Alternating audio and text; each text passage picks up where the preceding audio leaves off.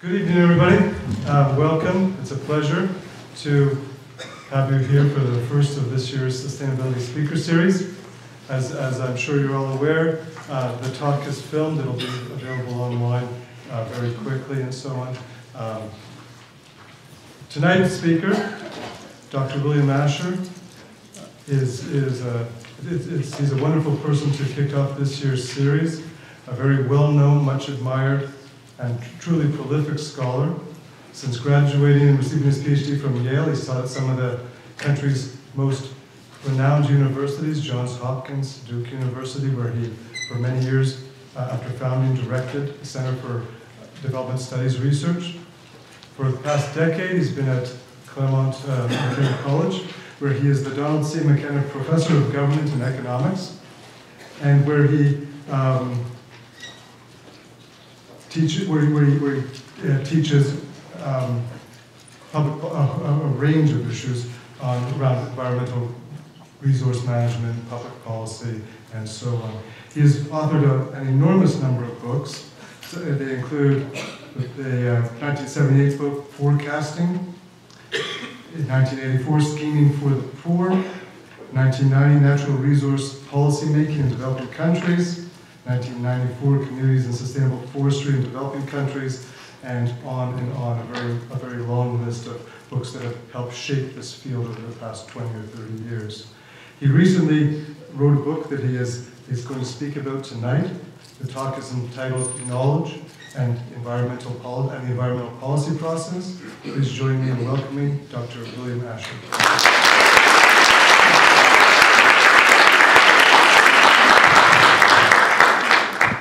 Thank you. It really is an honor and a pleasure to be here.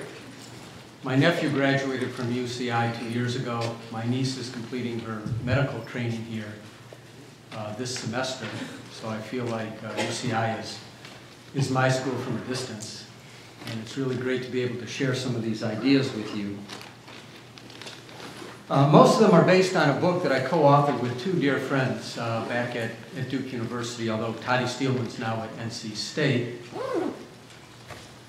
Bob Healy and Toddy Steelman and I had each written a number of things, either jointly or separately, on how knowledge and science interacts with environmental policymaking. Sometimes it interacts quite well, sometimes it's a disaster. And the idea was to write a quick and dirty book. We would just compile what we had written, slap a cover on it, publish it.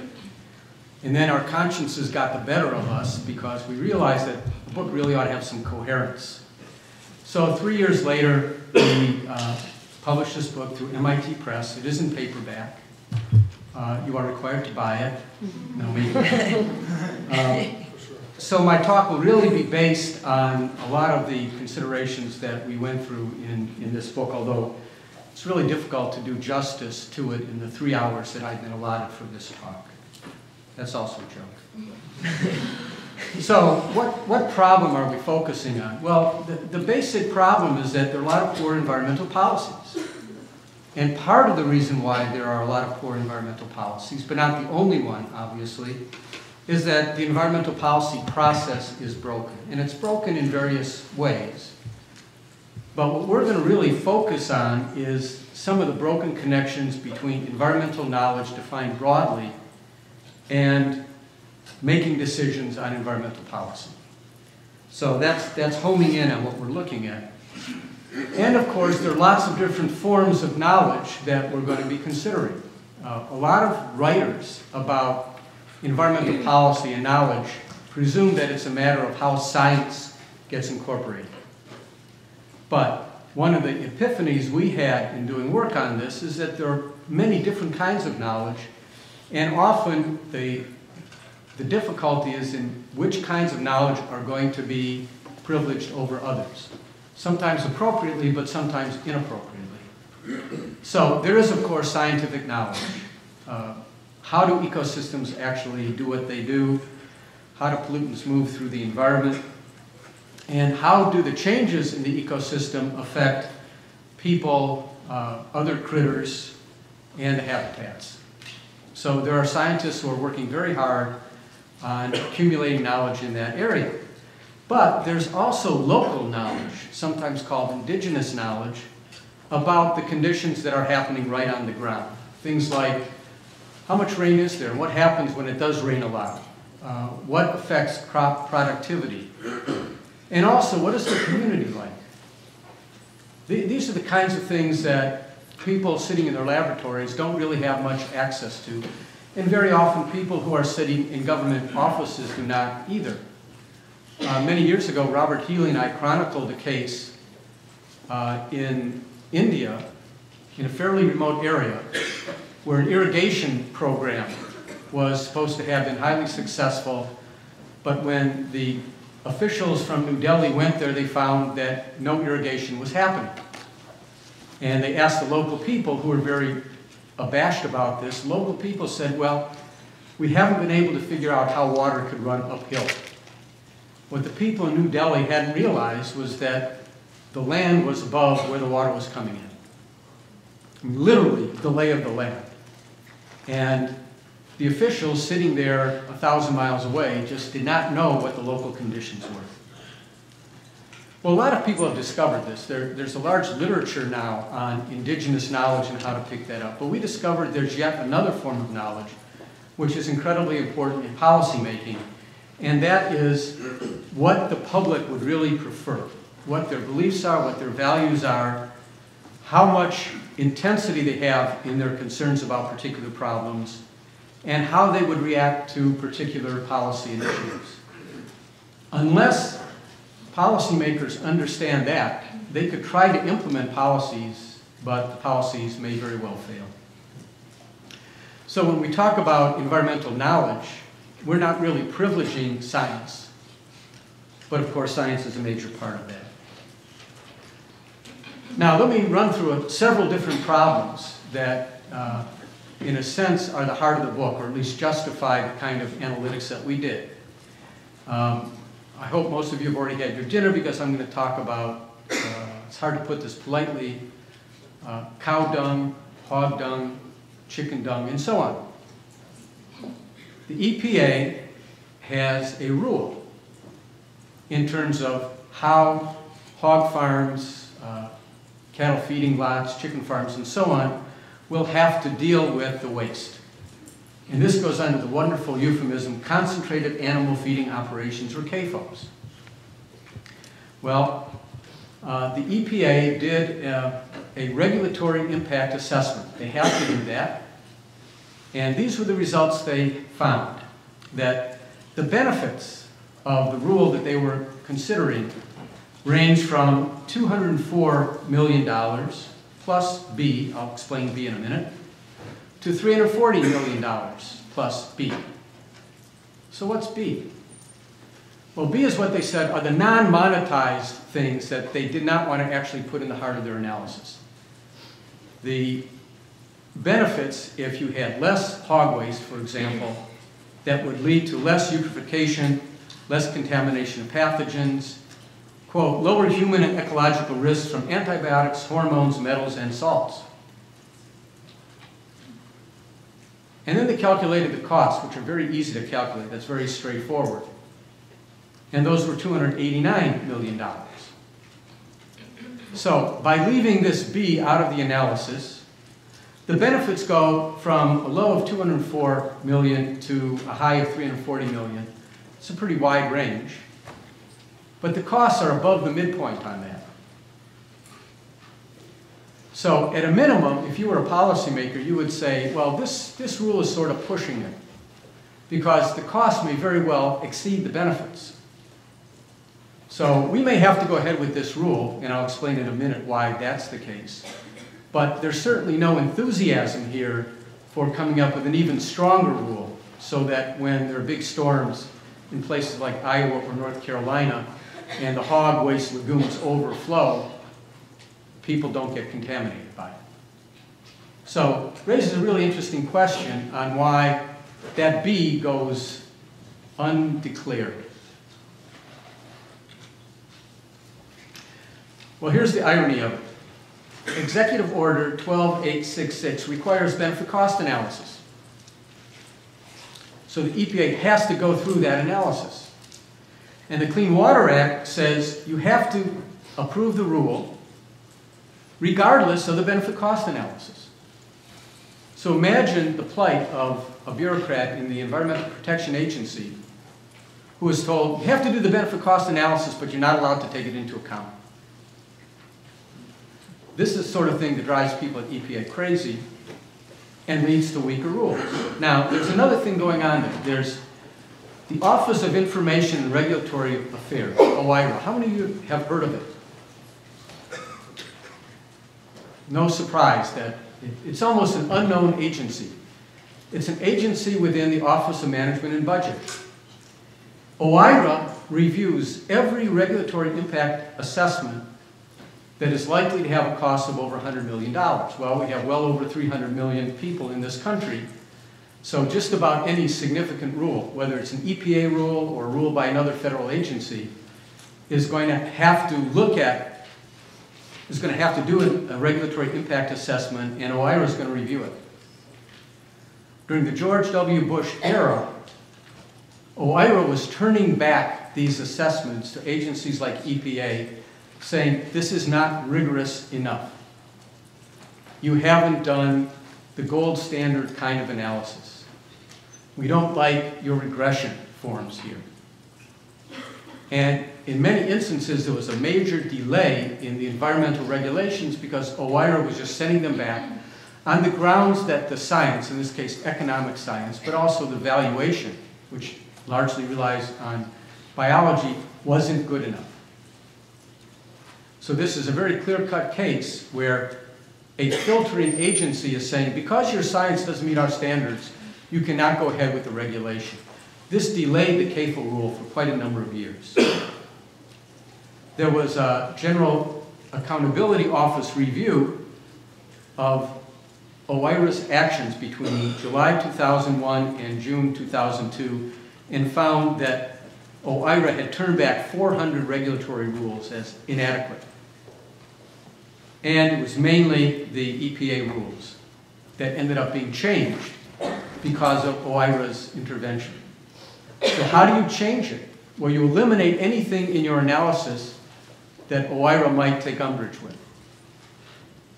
If you have to estimate what a benefit is, and that estimate is not really as rigorous as what OIRA would call for, then you leave that out of your analysis. But then you end up with weaker rules. Here was another problem in what the EPA did with the CAFO rule. There's a little thing in this analysis, whenever you do a benefit cost analysis, called benefits transfer. If you don't have the time or the resources to estimate the benefits in a particular case, you take the benefits found in some other study and just import those, or transfer them. Now, mind you, this was going on in the early 2000s, and the benefit transfer they used was from an iconic study by Mitchell and Carson, published in 1989. Think about that. Using the benefits of clean water, which benefit was estimated about a dozen years before. A little while I'll explain why these things happen. And they also needed a water quality model in this, and they found one that could be linked to the Mitchell and Carson study. And this is what the EPA Scientific Advisory Board Committee on Valuing Protection of Ecosystems and Services. That's what that acronym is. And I was on this committee. We concluded, quote, although this model can estimate the interactions among nutrients, algal growth, dissolved oxygen, it is not capable of ascertaining the impacts of total suspended solids, metals, or organics on the benthos and the resulting cascading effects on aquatic communities that might have important water quality impacts. By the way, I did not write these words. This is pretty highfalutin English. What does it mean? It says this model can't take into account many of the environmental impacts if you have a non-stringent rule. And so by using that model, the EPA, when it was doing its regulatory impact assessment, lowballed the benefits of having a stringent rule. and that came at our cost. So what happened subsequent to this? This was coming down the pike in 2001 and 2. By 2003, after the rule had been put out there, the poultry, hog, and cattle industries filed lawsuits which were successful. They weakened even this weak rule. And their argument was that the analysis isn't quite rigorous enough. But then in 2008, environmental groups ended up with lawsuits requiring more reporting of what the emissions were, and this led to even higher costs. So you have a case now where the estimated benefits are X, and now the costs are even higher. So you can imagine there's no impetus for an even stronger rule. And what this also demonstrates is that analysis doesn't really resolve conflicts of interest. This is a fundamental point we discovered in looking at a number of different cases. You can do science till you're blue in the face, and that does not really resolve conflicts over how much to push environmental protection versus other objectives, because there are always value positions underlying them. Now let's talk a little bit about what kind of analysis came into this CAFO rule. Essentially, when an economist defines the value of something, it's in terms of the willingness to pay for it. And of course, environmental amenities or health amenities or whatever don't come separately. You don't go and say, I'd like to buy $2,000 worth of cleaner air in my neighborhood. You may buy a house that's in a neighborhood with cleaner air, and you may pay more for that. So the technique that's regarded as the gold standard in doing this valuation in order to determine benefits and costs is a class of methods called reveal preference. And the one that's most commonly used is called hedonic pricing.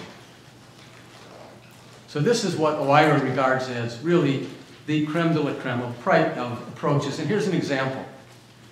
You want to figure out how much people are willing to pay to buy a house that has higher tree density in the neighborhood than a house that has lower tree density. That tells you the willingness to pay for tree density. So you have a regression equation. How many of you are familiar with regression? How many of you have regressed? Most of you. So you have this long equation, and then you look at a whole bunch of cases of housing prices and how big the homes were and what the crime rate was in the neighborhood and what the quality of the schools were. And you twirl around 3 times and you do this regression analysis and you estimate the coefficient that goes along with tree density.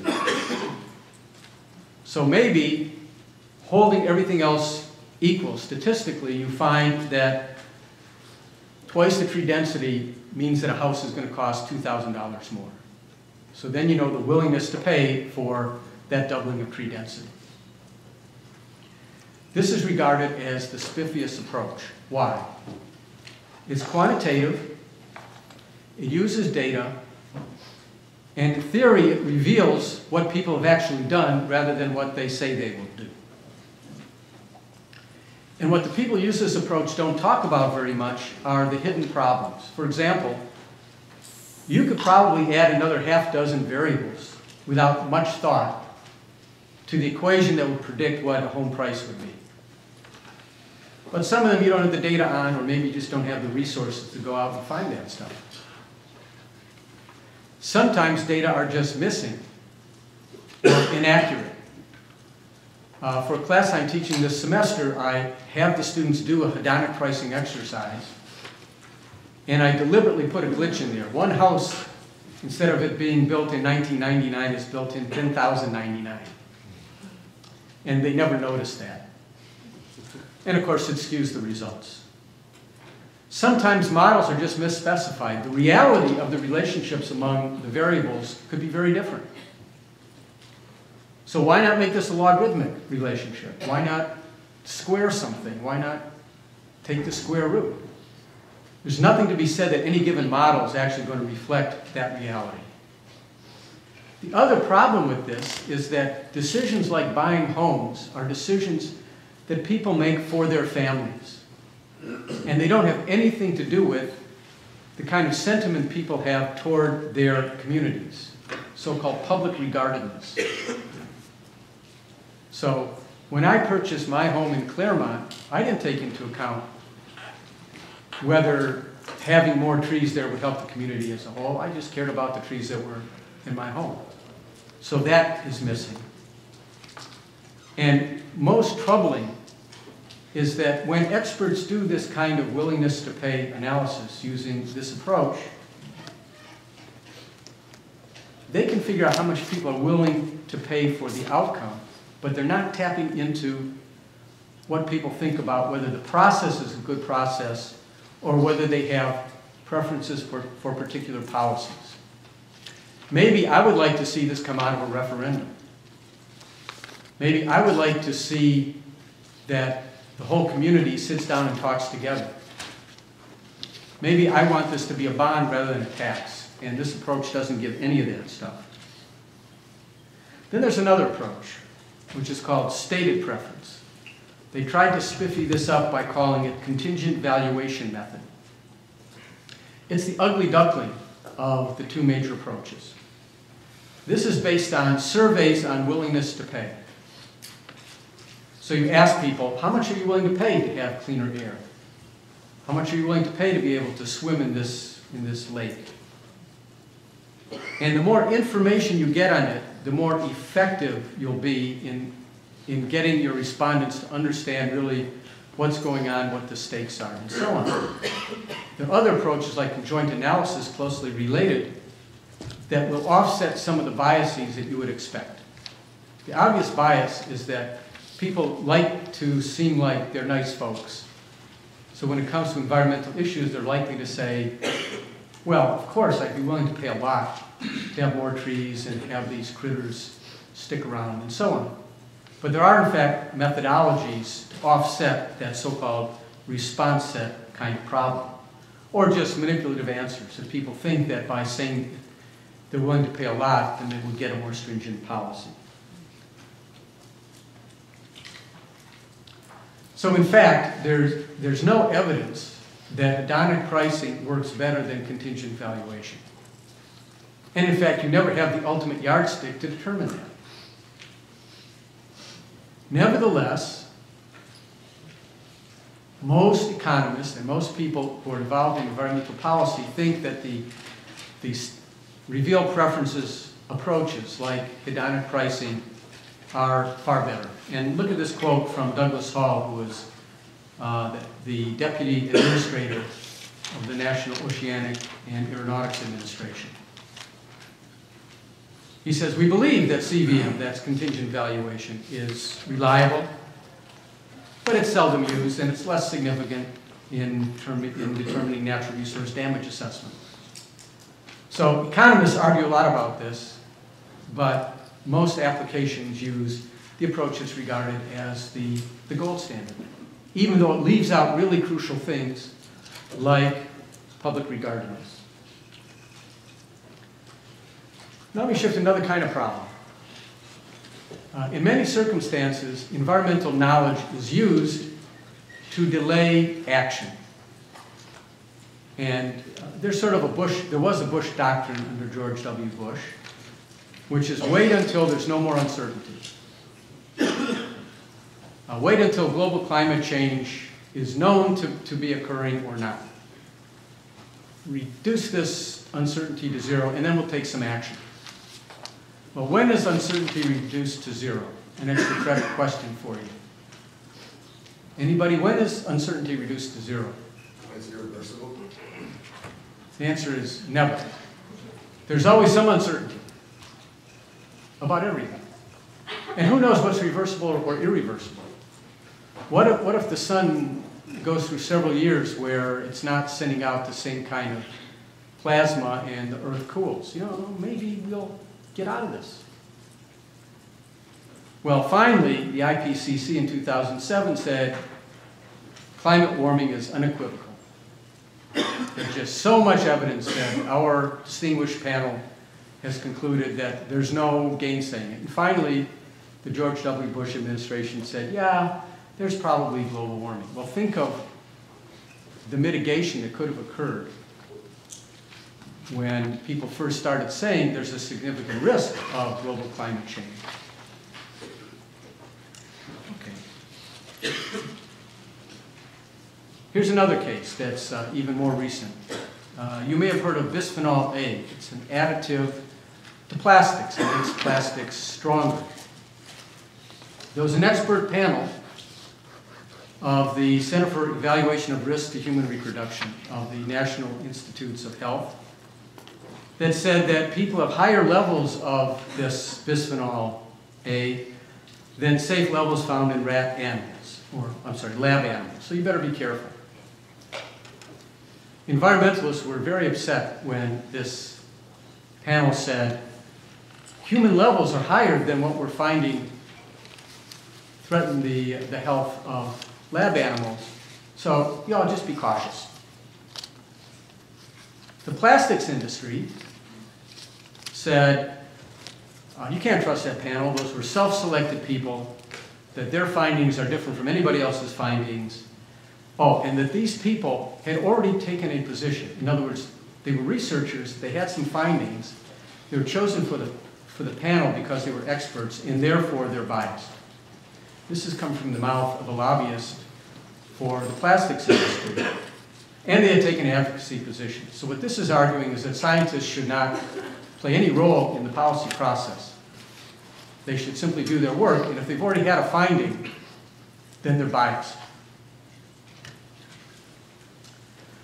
So that center did another report. This was peer-reviewed, and they said there's some concern about the effects on brain behavior and the prostate gland in fetuses, infants, and children.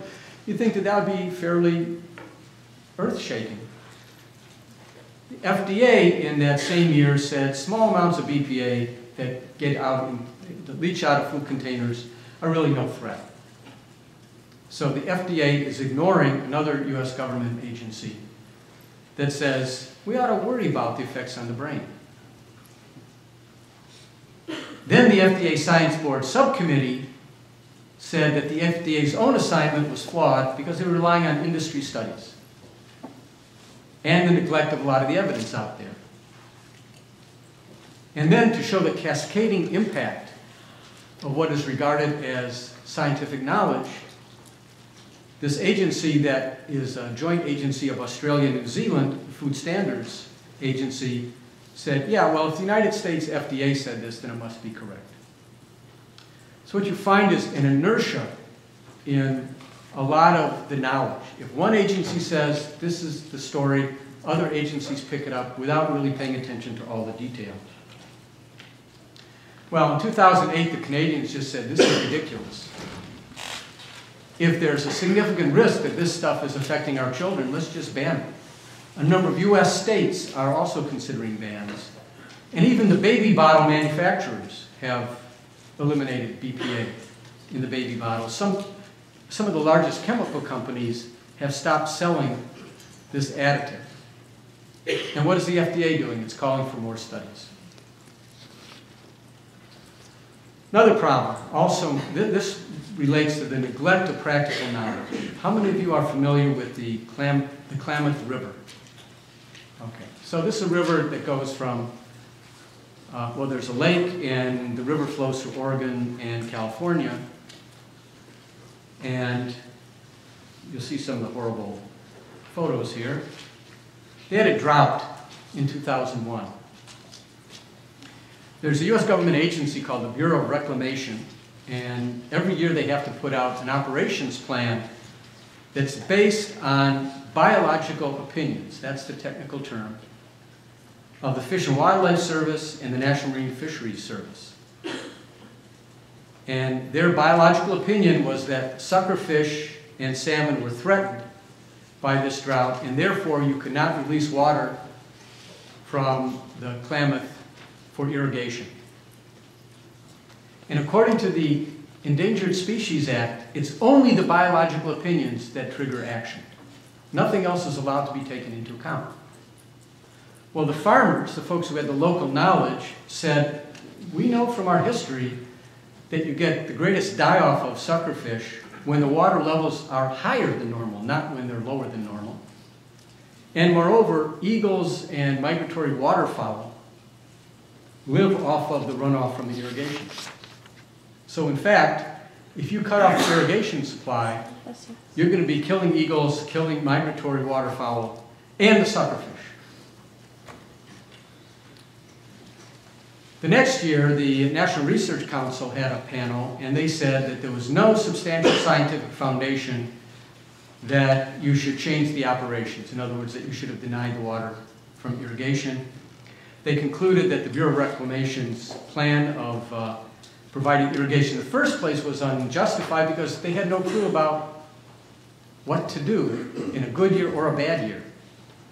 There was missing data. There was no consistent relationship between annual water levels and fish kills, and that no action could be justified based on best available evidence. In other words, this left that government agency totally clueless. So what was the upshot of it? 2001 was a farming disaster. The eagles were decimated. The waterfowl were reduced. The next year, the farmers said, the heck with science, we're going to go lobby. So they went to Congress, and they got the bulk of the water, and so much of it that this killed a lot of the salmon. So this is a case of politicization without science underpinnings. And the Klamath River Basin swung from one kind of disaster to another kind of disaster because they could not figure out how to incorporate sound science, how to get a balance on that. Okay, so that's enough about the problems. Let me tell you what we want of the relationship between knowledge and environmental policy. First, and this is a very broad topic, we want the broadest range of considerations to come to the policymakers. We want to trust our policymakers to be able to process technical science if it's put properly, to be able to understand what local people are saying to them, first to hear them and then to understand that, and also what the public wants, because that simply cannot be ignored.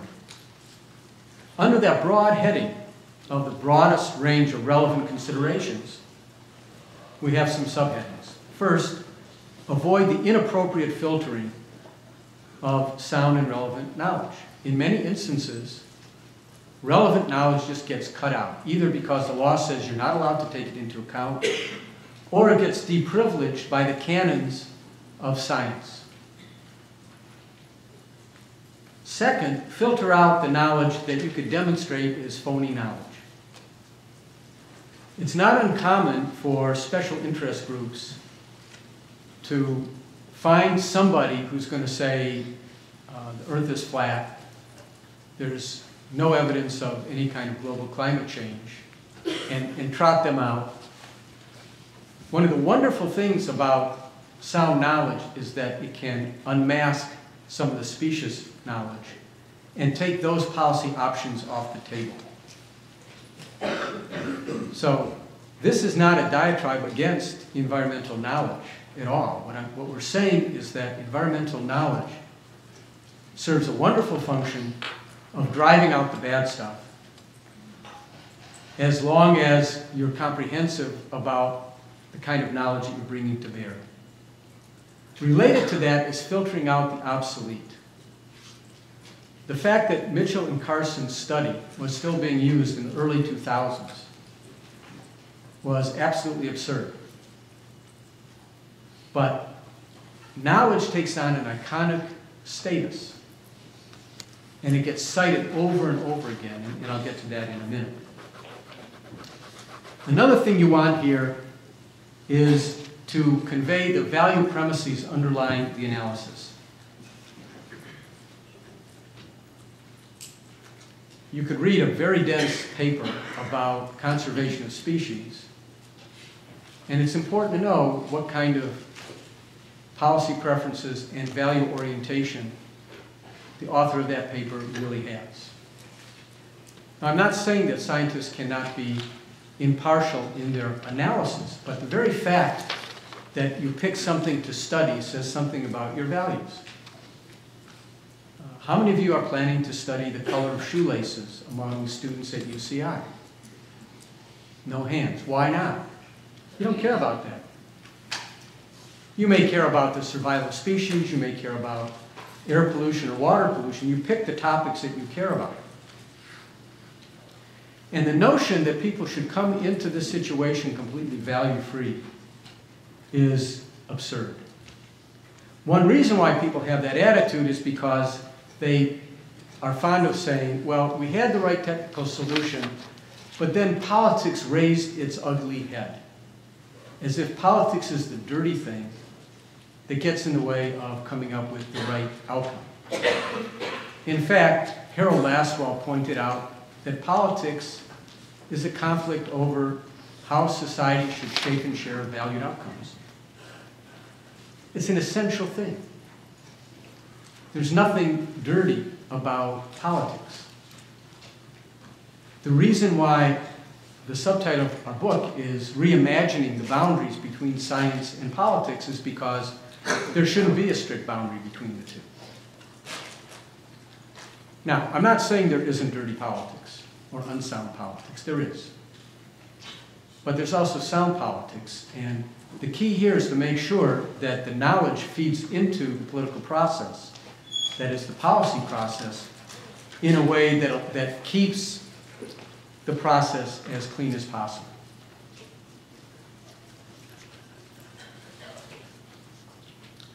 What else do we want?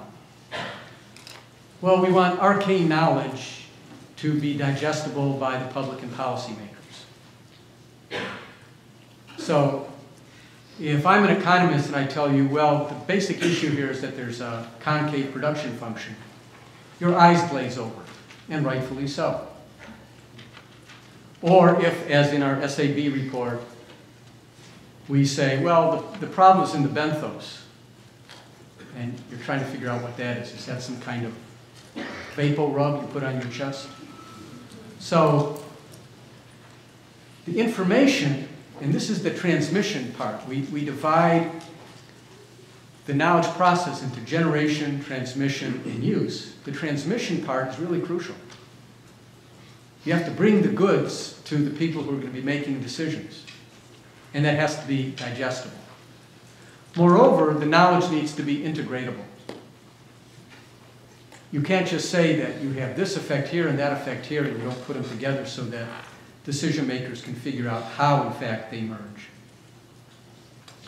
You also need to make sure that uncertainty levels are not hidden, and they're conveyed to the policymakers. And the global climate change example is again, a key example. No respectable scientist today would say that there's only a slim probability that there will be very serious global climate changes. How serious would any one of these components of that be? How about violence of storms? How about global climate warming? How about changes where precipitation is going to be? In order to make rational decisions, you have to have some sense of how much uncertainty there is in that, in order to permit you to hedge. If any of you own stocks, you know you don't buy just the one stock that you think is the best, because you may be wrong. And there are many techniques for incorporating uncertainty into deciding on how you're going to come up with a balanced kind of strategy. You also need to give a much greater role to alternative knowledge forms. Many of you aspire to become scientists. I salute you for that. But there are these other forms of knowledge that very often are deprivileged in the pecking order. Part of the way to solve that problem is to increase stakeholder participation. People out there ought to be integrated somehow in the production of environmental knowledge and how it gets transmitted and used. And overcome this really pernicious attitude that if you convey values that you're not really conveying impartial knowledge. Okay, so those are our objectives. Now let's talk about the drivers. How does the system really work? Well, there's a sort of ecology in the generation, transmission, and use of knowledge. Use stimulates generation and transmission. If Congress is looking at species collapse, then this is going to promote more studies of species. So although use seems to be the end of the road, you have the generation of knowledge, the transmission, and then the use, the very use of particular kinds of knowledge will stimulate people to produce them more, and often the funding comes that way. The generation of knowledge stimulates transmission and use. If the scientists here at UCI are doing a lot of research on, say, the relationship between global climate change and species, they're going to get their stuff published, and someone's going to pay attention to it. And transmission stimulates use. If something doesn't get transmitted through policymakers, they won't be able to do anything with it. That's all obvious. Here's the less obvious point. The transmission of information, of knowledge, enhances the standing of whoever generated it. So, if the EPA puts out a report and they cite Mitchell and Carson, then this enhances the standing of Mitchell and Carson. After all, somebody goes and says, look at all the citations this article's getting. Moreover, the transmission of knowledge is generation of knowledge in the following sense. Someone has created, has some findings, and I take those findings and I'm conveying those to policymakers and I'm putting it within a particular context. That context I'm putting it in is a form of knowledge generation. The valuation process, the benefit cost process, those are creating knowledge. They're massaging the original generation and creating something different. It's a different critter. The EPA's CAFO, Regulatory Impact Assessment, is a large chunk of knowledge. Even though what they think they're doing is just transmitting the knowledge from previous studies. So, we came up with a diagram, which doesn't tell you anything, it just made us feel good. Everything affects everything. I'm not going to describe this diagram, which is much more complicated. This was actually our guide to trying to look at all the connections. But I'll try to describe this sort of stuff more verbally instead of the tedium of going through it. Okay, so here are more of the drivers here, things that make the system work. I was astounded to learn how the laws, regulations, executive orders, etc., reflect very different principles and norms. Just within the United States, leave aside the rest of the world. Just in the US, you have laws and regulations that enshrine different principles on how to deal with the environment. The National Forest Management Act, which was the brainchild of Hubert Humphrey when he was in the Senate, essentially relies on benefit and cost analysis. The Clean Air Act and the Clean Water Act rely on human right to clean water or clean air. That's why the people at EPA were not that concerned about getting a more precise figure for the benefits, because according to the Clean Water Act, people have the right to clean water. Now, you might ask, what on earth does it mean to have the right to clean water? How clean does the water have to be for there to be a right to clean water? And that's never been resolved. But it's really interesting that you have a benefit cost philosophy in some legislation and a rights philosophy in other legislation. And this leads to an interesting question of what do we mean by a right? Well, if you think about it, the assertion of a right is saying the benefits and costs don't matter. If I have the right to free speech under certain circumscribed limits, then I can say what I want, and even if it costs our society $1 billion, tough luck, I still have the right to do that. So there's an irresolvable conflict between the assertion of rights and the assertion of benefits and costs. Well, the Endangered Species Act, although it doesn't say so in so many words, really enshrines the rights of species in a fairly obvious way. The verbiage, the rhetoric of the act says people have the right to enjoy the various critters, but a lot of these critters are things you don't particularly enjoy. I mean, these tiny little indistinct bugs. They care, we don't. But they have rights in this sense. And most amazingly, CERCLA, which is the legislation that established the Superfund, has an approach called habitat equivalency analysis that really gives rights to a habitat. CERCLA says whoever engages in a major contamination has to pay to restore that area. And more, because people have to go without the enjoyment of that area for a while until it does get fully restored. And there's a whole methodology that has been worked out for habitat equivalency analysis. But here's the amazing thing about it. Restoring that area will cost X. And it could very well be that that X could be put to better purposes elsewhere. Say it costs $1 million to restore a marsh.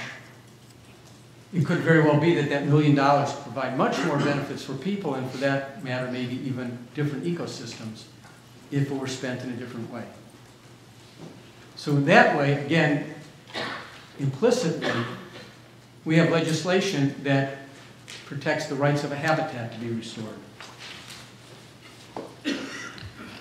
These laws and regulations and executive orders also promote or discourage particular kinds of knowledge. The National Forest Management Act encourages benefit cost analysis and public preferences. There's a public preference requirement there. These biological opinions I've already mentioned for the Endangered Species Act. CERCLA, I've already talked about how that works. So a given law will trigger particular kinds of knowledge generation and transmission. Now, if you look at those folks who are creating the knowledge generating institutions, you see that they establish standards and incentives for people working within their paradigms or working within their institutions. And this is where the so-called scientific method very often dominates. Now, the scientific method has popularly been conceived as you state a theory, you generate a hypothesis, you test the hypothesis. If that hypothesis is not disconfirmed, you continue to test other hypotheses, and so on. That's one form of science. There are many other ways to think about science. You can think about science as the systematic accumulation and application of knowledge. It may not involve any testing at all. But insofar as the natural and physical sciences have bought into the so-called Popperian model after Karl Popper, the philosopher of science, then these other approaches are seen as not really scientific enough, not rigorous enough. As a consequence, some knowledge forms are privileged over other ones. And very often, whatever can be put in quantitative terms is privileged over that which is not quantitative. Some of you who have taken literature courses or philosophy courses may have been puzzled by the fact that Plato argued against poetry in the Republic. And a lot of philosophers scratch their heads about this. Why would a guy as soulful as Plato denounce poetry? Well, the most compelling explanation is that in Plato's time, if you put things in the right iambic pentameter or whatever made for good poetry, people would believe you because you put it so well. We have a parallel right now. If something is quantitative, many people tend to think of it as being more rigorous and more convincing. And if you actually look behind the the curtain, you'll see that there's a lot going on that makes that quantification pretty questionable. And even better when it comes to making environmental policy decisions, if you can monetize it. If you could say, this is going to give us this benefit, then it seems even more rigorous. And again, often this is superficial rigor. There's also preference for generalized versus contextual knowledge. In a lot of fields, we have what we call physics envy. A lot of scientists, whether they're social scientists or physical or natural scientists, really want to be Albert Einstein. E equals mc squared. Boy, if I could just come up with that, some general law that holds for everything, then they'll be making statues to me. Well, in the social process, at least, there are no general laws. I'll give $1,000 to anybody who could come up with an empirical rule that doesn't have some violation at some time. I've had that as a standing offer for quite a while. No one's been able to do it. But what this means is that local knowledge gets deprivileged. So we have models, including that Quali 2 model, that says if you raise the water level, then this will save the fish.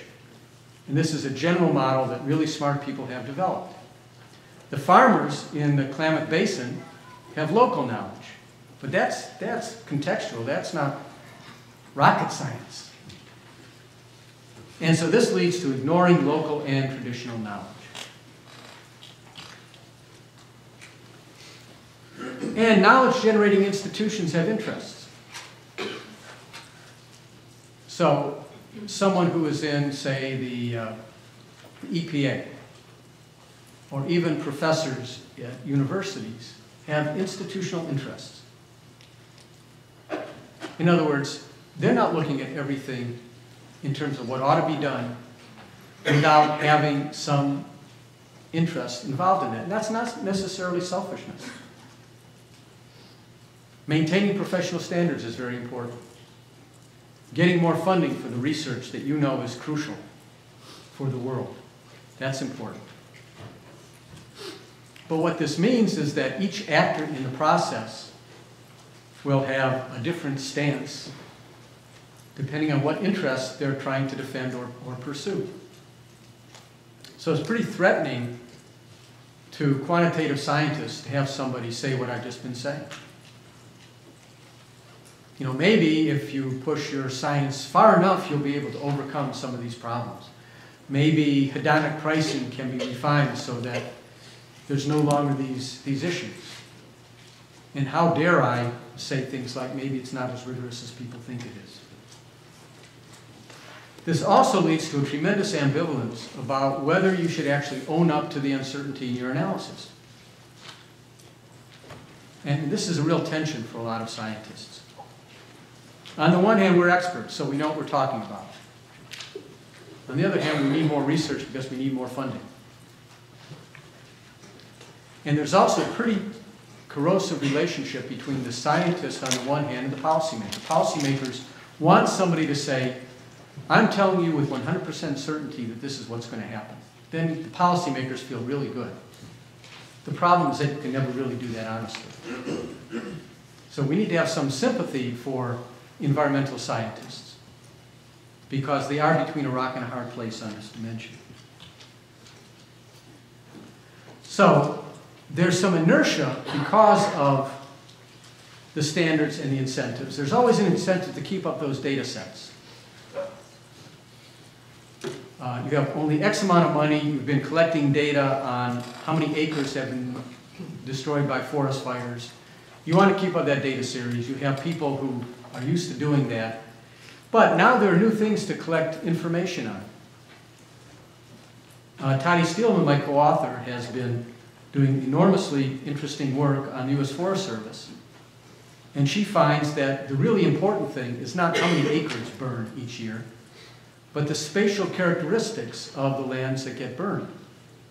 But the U.S. Forest Service is not collecting that data because they're stuck in the rut of collecting the data that they've been getting all along. And this leads to a lack of creativity and a lack of adaptation in knowledge generation. Knowledge generation has to keep up with the problems. and very often it doesn't. There's also been a big diversification in knowledge generation. More people are out there generating knowledge about things that are relevant to the environment. And this leads to the dueling scientists kind of trick as a strategy for pressing your position. It's not that difficult to find a scientist who will take a position that will agree with your policy preference. But it's more than that. It's also an intrinsic kind of thing. Different paradigms in science will lead to different emphases. There's some people we fondly call the rat runners. They're doing experiments with rats and mice and other rodents like that. They're the ones who said BPA is really a dangerous thing because rats exposed to the BPA are, in fact, coming up with serious health problems. The epidemiologists say, well, we've just looked at data across all people who are exposed to BPA or not exposed to BPA, and we can't see a finding here. And that's because there's so many other things happening that actual effects can be drowned out by those sorts of things.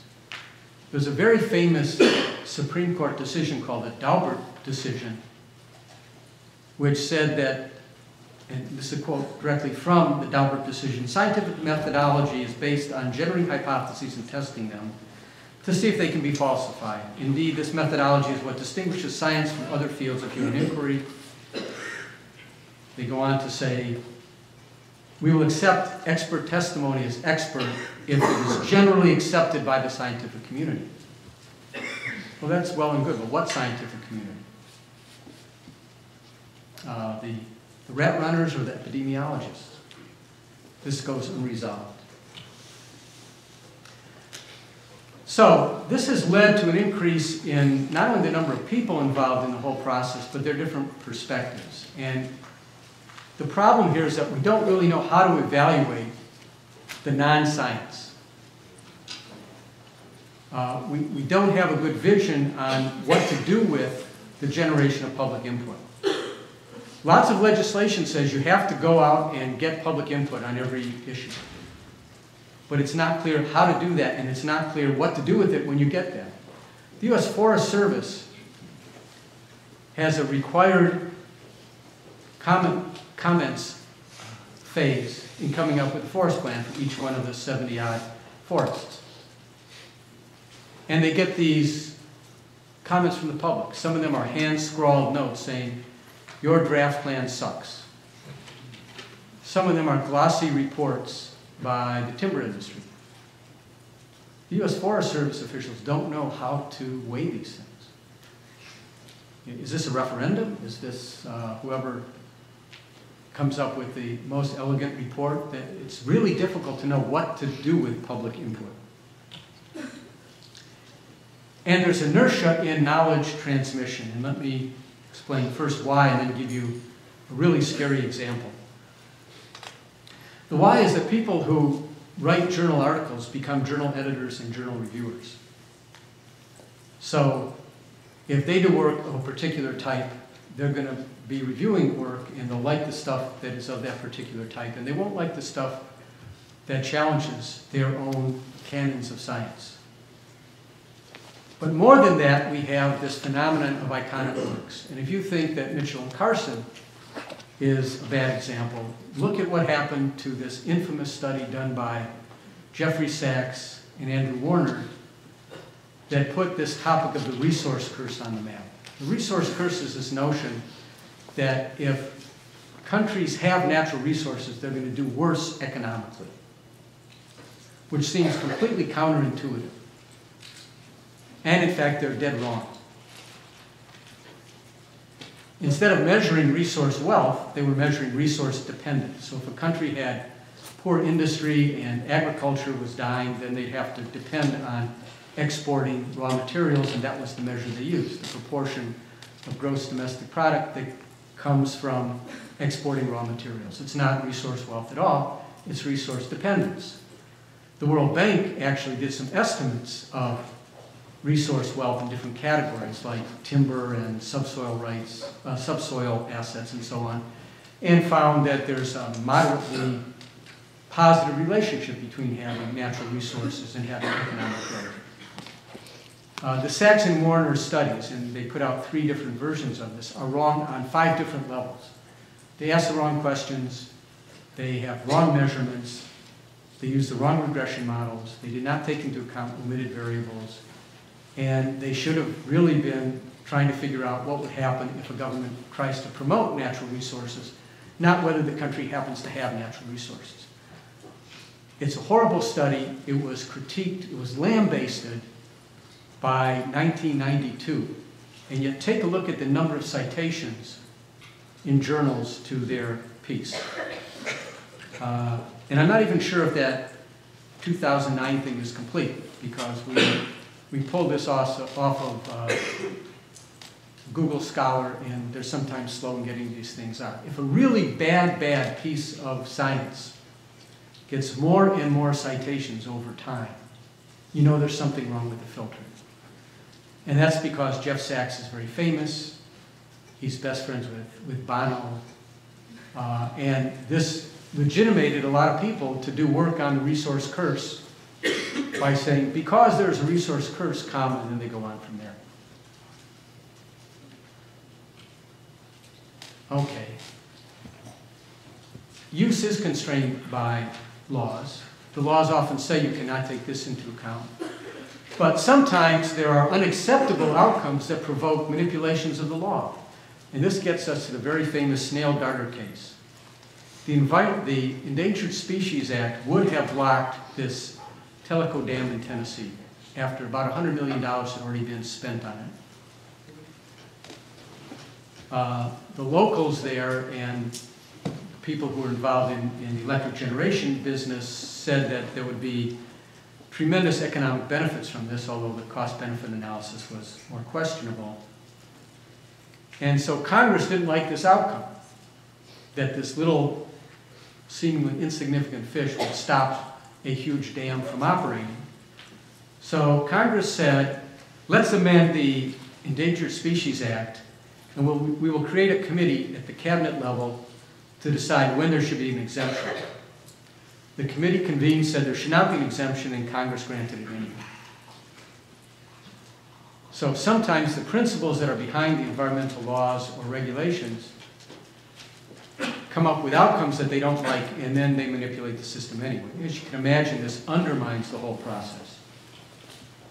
Okay, so that's the dismal part of it. Let's talk about some more positive aspects. First of all, there are many, many ways to get the public and scientists to work together. And here's a list of a whole bunch of them. Everything from having referenda or initiatives where the community decides on something, or doing the public hearings, or having opinion surveys, down to joint fact-finding missions, or having citizen advisory committees to direct where the science should be going, so that public input can be melded with what the scientific knowledge is putting in. Many of these techniques are more advanced in Europe than they are in the United States, by the way. Another recommendation is to strengthen the so-called boundary organizations. There's a fellow named Gustin who's done a lot of really good work on this. How do you make science digestible, and how do you handle the fact that there's some uncertainty but not total uncertainty? Well, you have organizations like the National Research Council that puts together reports by experts on the state of play on various issues. For example, do genetically engineered organisms pose health risks? Well, the National Research Council panel put out a study in, I think, 2002 that said, actually, no, they don't. They surveyed all the science on this. Is there a risk of environmental outbreak? Yes, and they articulated those risks in a study in 2004. So that's golden for policymakers, to be able to get some people who can actually communicate to them who are impartial on these things. But there are also governmental panels. The National Research Council technically is non-governmental.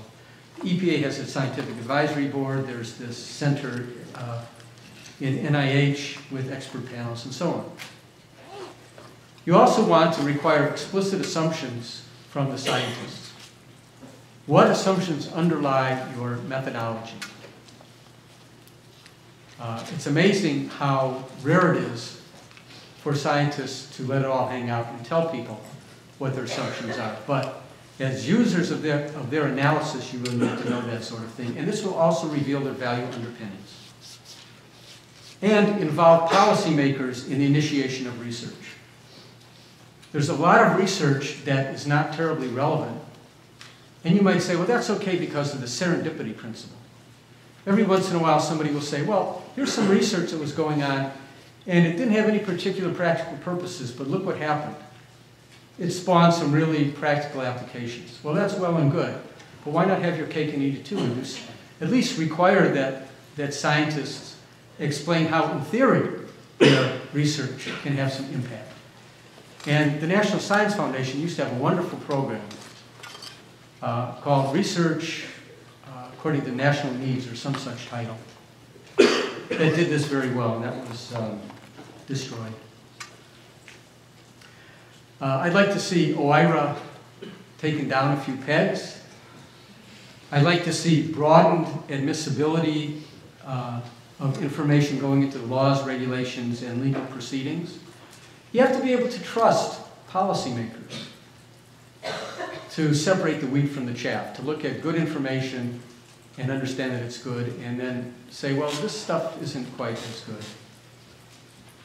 And also greater funding for a number of things. Right now, in some fields, including economics, the delay is scandalous. It's more than 2 years. So we found in a side study, looking at this resource curse, that several journals were publishing essentially the same things at the same time, because nobody knew what was in the works. And that time lag is really very serious, and it's led us to depend more and more on working papers. Now, working paper is something that's not been peer-reviewed. So you don't even have a serious filter to that sort of thing. So more money for faster journal turnaround times, more money for policy-relevant basic research. There's no contradiction between being basic and being policy-relevant. And more funding for newly relevant data trends.